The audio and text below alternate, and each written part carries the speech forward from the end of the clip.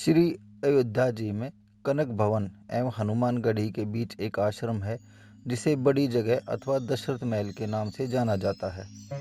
काफ़ी पहले वहाँ एक संत रहा करते थे जिनका नाम था श्री प्रसाद जी।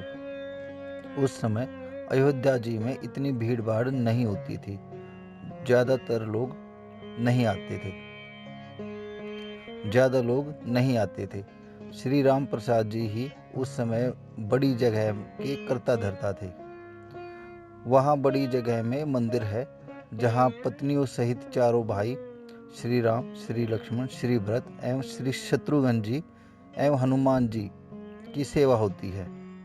चूँकि सब फक्कड़ संत थे तो नित्य मंदिर में जो भी थोड़ा बहुत चढ़ावा आता था उसी से मंदिर एवं आश्रम का खर्च चलता था। प्रतिदिन मंदिर में आने वाला सारा चढ़ावा एक बनिया को, जिसका नाम पलटू बनिया था, भिजवा दिया जाता था। उसी धन से थोड़ा बहुत जो भी राशन आता था उसी का प्रसाद बनाकर भगवान को भोग लगाया जाता था और जो भी संत आश्रम में रहते थे वो खाते थे। एक बार प्रभु की ऐसी लीला हुई कि मंदिर में कुछ चढ़ावा आया ही नहीं।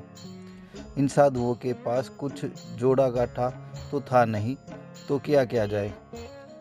कोई उपाय ना देखकर श्री राम प्रसाद जी ने 2 साधुओं को पलटू बनिया के पास भेजकर कहलवाया कि भैया जी, आज तो कुछ चढ़ावा आया नहीं है, अतः थोड़ा सा राशन उधार दे दो, कम से कम भगवान को भोग तो लग ही जाए। पलटू बनिया ने जब यह सुना तो उसने यह कहकर मना कर दिया कि मेरा और महंत जी का लेना देना तो नगद का है, मैं उधार कुछ नहीं दे पाऊंगा। श्री राम प्रसाद जी को जब यह पता चला तो जैसी भगवान की इच्छा कहकर उन्होंने भगवान को उस दिन जल का ही भोग लगा दिया। सारे साधु भी जल पीकर ही रह गए। प्रभु की ऐसी परीक्षा थी कि रात में भी जल का ही भोग लगा और सारे साधु भी जल पीकर भूखे ही सो गए। वहाँ मंदिर में नियम था कि शयन करते समय भगवान को एक बड़ा सुंदर पीताम्बर उड़ाया जाता था तथा शयन आरती के बाद श्री राम प्रसाद जी नित्य करीब 1 घंटा बैठकर भगवान का भजन सुनते थे। पूरे दिन के भूखे राम प्रसाद जी भजन गाते रहे और नियम पूरा करके सोने चले गए। धीरे धीरे करके रात बीतने लगी। करीब आधी रात को पलटू बनिया के घर का दरवाज़ा किसी ने खटखटाया। वो बनिया घबरा गया कि इतनी रात को कौन आ गया। जब आवाज़ सुनी तो पता चला कुछ बच्चे दरवाजे पर शोर मचा रहे हैं। अरे पलटू सेठ, अरे दरवाज़ा खोल। उसने हड़बड़ाकर चीखते हुए दरवाज़ा खोला। सोचा कि ज़रूर ये बच्चे शरारत कर रहे होंगे, अभी इनकी अच्छे से डांट लगाऊंगा। जब उसने दरवाज़ा खोला तो देखता ही रह गया कि 4 लड़के, जिनकी अवस्था 12 वर्ष से भी कम रही होगी, एक पीताम्बर ओढ़े खड़े हैं। वे चारों लड़के एक ही पीताम्बर ओढ़े थे।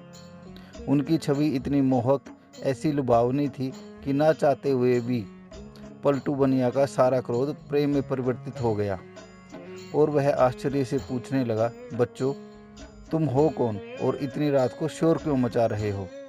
बिना कुछ कहे बच्चे घर में घुस आए और बोले, हमें राम प्रसाद बाबा ने भेजा है। ये जो पीताम्बर हम ओढ़े हैं इसका कोना खोलो, इसमें 1600 रुपये हैं, निकालो और गिनो। ये वो समय था जब आना और पैसा चलता था। 1600 रुपये उस समय बहुत बड़ी रकम हुआ करती थी। जल्दी जल्दी पलटू ने उस पीताम्बर का कोना खोला तो उसमें सचमुच चांदी के 1600 सिक्के निकले। प्रसन्न भरी दृष्टि से पलटू बनिया उन बच्चों को देखने लगा। तब बच्चों ने कहा, इन पैसों का राशन कल सुबह आश्रम भिजवा देना। अब पलटू बनिया को थोड़ी शर्म आई। हाय, आज मैंने राशन नहीं दिया, लगता है महंत जी नाराज हो गए हैं, इसलिए रात में इतने सारे पैसे भिजवा दिए। पश्चाताप, संकोच और प्रेम के साथ उसने हाथ जोड़कर कहा, बच्चों, मेरी पूरी दुकान भी उठाकर मैं महंत जी को दे दूं तो भी ये पैसे ज़्यादा ही बैठेंगे। इतने मूल्य का सामान देते देते मुझे पता नहीं कितना समय लग जाएगा। बच्चों ने कहा, ठीक है, आप एक साथ मत दीजिए, थोड़ा थोड़ा करके नित्य ही सुबह आश्रम भिजवा दीजिए। आज के बाद कभी भी राशन के लिए मना मत कीजिएगा। पलटू बनिया तो शर्म के मारे जमीन में गड़ा जाए। फिर हाथ जोड़कर बोला, जैसी महंत जी की आज्ञा। इतना कह सुन के बच्चे चले गए, लेकिन जाते जाते पलटू बनिया का मन भी ले गए। इधर सवेरे सवेरे मंगला आरती के लिए जब पुजारी जी ने मंदिर के पट खोले तो देखा भगवान का पीताम्बर गायब है। उन्होंने ये बात राम प्रसाद जी को बतलाई और सबको लगा कि रात को पीताम्बर चुरा कर कोई ले गया। जब दिन थोड़ा चढ़ा तो गाड़ी में ढेर सारा सामान लदवाकर कृतज्ञता के साथ हाथ जोड़े पलटू बनिया आया और सीधा राम प्रसाद जी के चरणों में गिर के क्षमा मांगने लगा। राम प्रसाद जी को कुछ पता ही नहीं कि क्या हो रहा है। वे पूछे, क्या हुआ? अरे किस बात के लिए माफ़ी मांग रहे हो? पर पलटू बनिया उठे ही नहीं और कहने लगे, महाराज, रात में पैसे भिजवाने की क्या आवश्यकता थी? मैं कान पकड़ता हूँ, आज के बाद कभी भी राशन के लिए मना नहीं करूँगा। और यह रहा आपका पीताम्बर। वो बच्चे मेरे यहाँ ही छोड़ के चले गए, बड़े प्यारे बच्चे थे। इतनी रात को बेचारे पैसे लेकर आए भी। आप बुरा ना माने तो मैं एक बार उन बालकों को फिर से देखना चाहता हूँ। जब राम प्रसाद जी ने वो पीताम्बर देखा तो पता चला ये तो मंदिर का ही है जो गायब हो गया था। अब वो पूछें कि ये तुम्हारे पास कैसे आया? तब बनिया ने रात वाली पूरी घटना सुनाई।